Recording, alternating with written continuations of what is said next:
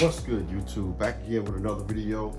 So this is going to be my first ever video with doing top 10 for the year. So this is the top 10 sneakers of 2022 for me and for my pickups. I also am going to throw on a couple shoes for honorable mention. The shoes that did elude me. But thank you again for tuning into the channel. Like, comment, share, subscribe to the channel. I appreciate everyone who's been viewing my videos, subscribing to the channel, new and old viewers. Greatly appreciate it.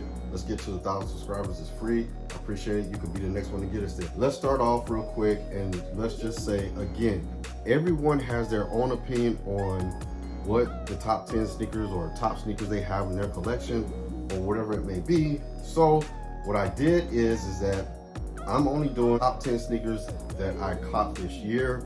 And this is my opinion. Again, everyone's list is different. Everyone has their own opinion about what they feel should be number one or what should be, you know, number 10 or however it may be. But this is mine. There's two shoes that eluded me this year. So this first shoe eluded me and I was so close at copping this shoe.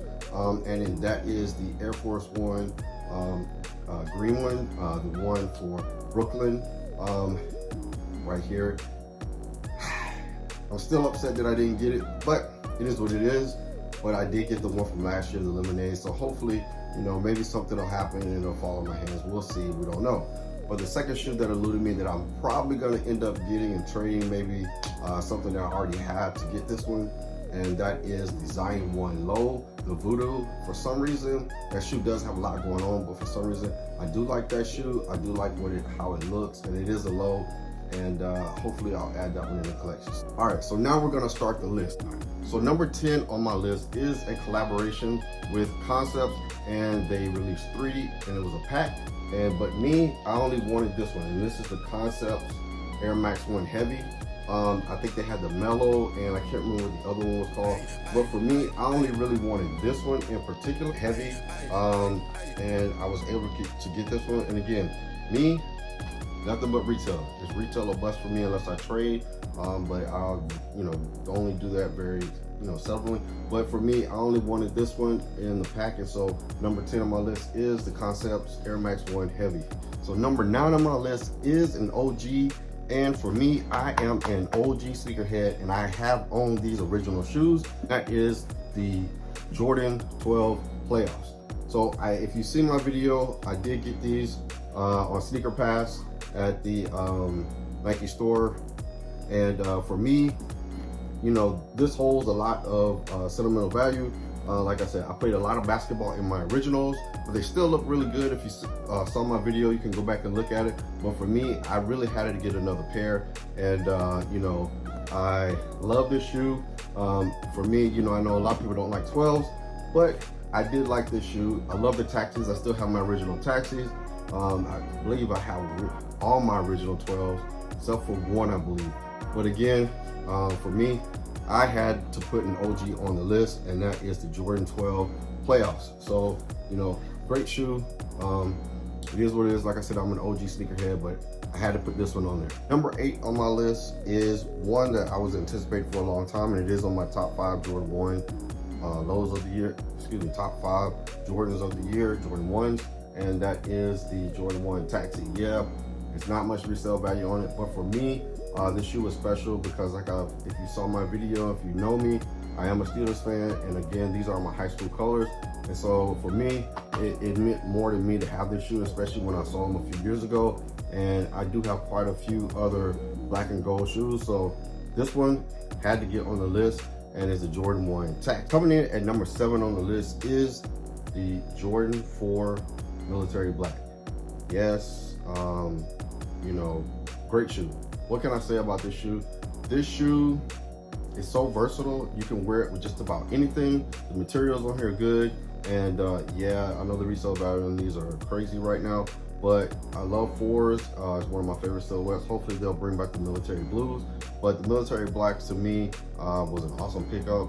It's an awesome shoe, and I'm glad I was able to cop it. Yeah, the materials on here are very good.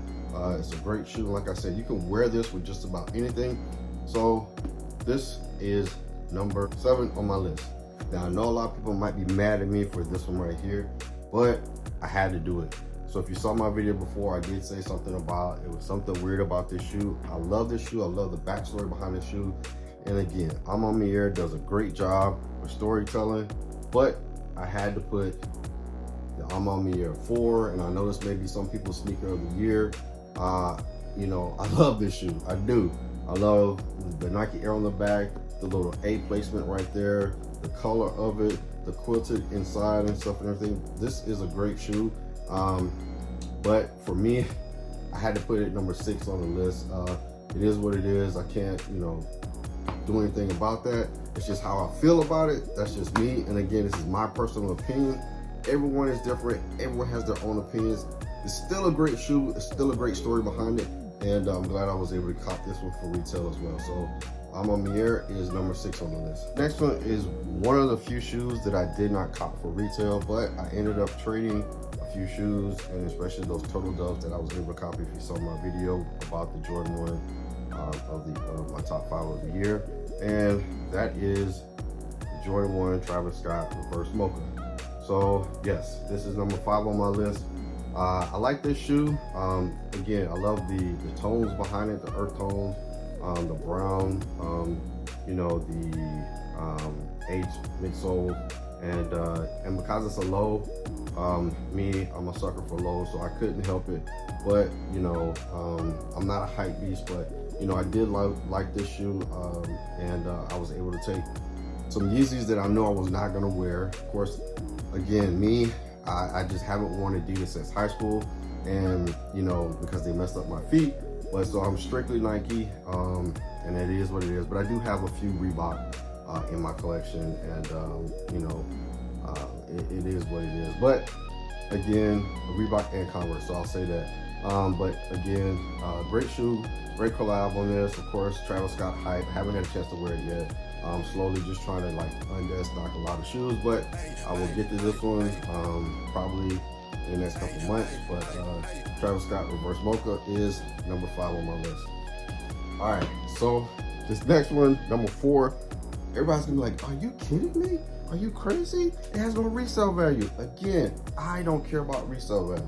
But for me, I am an OG head, and yes, this is another OG that's on the list that released this year. If you know what it is the Jordan 3 Fire Red. So this is done basically as true to the original as possible. And so that's why for me, being an OG, me being one who's owned 99.9% of the originals, okay, maybe 98 of all the originals, I had to put this. It had the original hang tag. The only thing I hate that they didn't do, they printed the card inside there on just regular paper and not the hard cardstock paper like they used to do. But the elephant print is on point. The Nike Air is on point, and of course, you got the shape. So for me, the Fire Red 3s had to be on the list, and yes, it is up high, and it is past a lot of other shoes that nobody, you know, would have wanted it on there, and it is a GR. It is what it is, but again, like I said, I'm an OG, and I love this, and I'm a sucker for 3s, so I love 3s, and yes, the Fire Red 3 is number 4 on my list. All right, so this next one, I love this shoe a lot. The colors, you know, the 85 cut, and of course, it is the Georgetown 85.5. No, I haven't had a chance to wear it yet, but again, it's gonna be in the rotation very soon. But again, for me, this was number 3, and it was a must that when I saw these last year, I was like, no question, I gotta get these. So for me, again, like I said, you know, it's not really, it is a shoe that, you know, most people wouldn't put up this high. You know, they always talk about the leather on these and stuff and everything, but me, I love it. I love the color, I love what they did. And again, the Georgetown, if I can get anything in Georgetown, I'm taking it. If I could get a PE Georgetown 1, I'd love to have that. That's kind of like one of the ones that I really want to get. And for me, that's why I put the Georgetown 85 at number 3. All right, last 2. So these 2, and especially this one right here, means a whole lot to me. You know, I was panicking when the shoes came out because I had so much problems on the sneakers that I was getting. I got exclusive access, and it just wouldn't let me check out. but eventually I kept with it, was on the desktop, was on the sneakers app, and I was able to come up with it, and that is the Kobe Mambacita. Of course, everybody knows the backstory behind it. You got Kobe and Gigi back there on the back. Of course, the number 2, and you know, it was released on Gigi's 16th birthday. You know, the Mambacita with the wings on the inside there. Yes, these shoes now are going for crazy resale value, but these will never leave the collection. For me, Kobe's in general are a great shoe to play basketball in. I've played basketball a lot. There's a lot of shoes I love playing basketball in, but when I had the All-Stars, man, those shoes, I played so much basketball in those. I have to pull those out one day to show you guys that they just feel so good. Playing ball in Kobe Mambacitas, or Kobe's period, not Mambacitas, but playing ball in Kobe's is like one of my favorite shoes. But for this shoe and what it meant and what, you know, we thought we'd never get another Kobe again. I'm glad I was able to get this for retail, and you know, this is never gonna leave. And yes, I will wear this, but it's just one of those I just haven't had a chance to get around to it yet. I'm slowly trying to make sure I do get to everything. But the Kobe Mambacita is number 2 on my list. All right, last but not least, everybody probably is gonna say, yeah, you put the Lost and Founds at number 1, and yes, I did. Chicago colorway, can't beat it. Iconic colorway since '85, sneakerhead since '85. Yes, the Lost and Founds. I'm not going to elaborate on it anymore. No, it may not be a lot of people's number 1, but for me it is, and the Chicago colorway.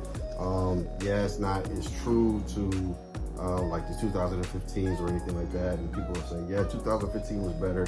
Yeah, 2015 is a great shoe, but you know, to get this for retail and to add this to the collection, super stoked. Glad I was able to get it. Lost and Found, great story behind it. Sandy Brothers, receipt, the whole box and everything. They did a great job with it, and you know, hopefully they'll do something else on the sneakers app where they'll do a restock, and people can hopefully get a dub that didn't get a dub and not have to pay resale for it. So again, Lost and Found is number 1, and yeah, so that's my list. Again, don't get mad at my list. This is my list of the ones that I cop, and again, my honorable mentions, but this is my list. Let me know down in the comments, what is your top 10 of the year? I know it's gonna differ from mine. Everyone is different. Everyone has their own opinions. We're all different, and that's what's good about sneakers, and that's what's good about being individuals. So again, I appreciate everyone for tuning in the channel. More videos coming in 2023. I appreciate everyone who's been subscribing to the channel. Please, let's get us to 1,000 subscribers quick. I appreciate it. Thank you very much. I hope everyone has had a great holiday. Hope everyone has a great New Year. Remember, stay blessed, and you're never too old to drip.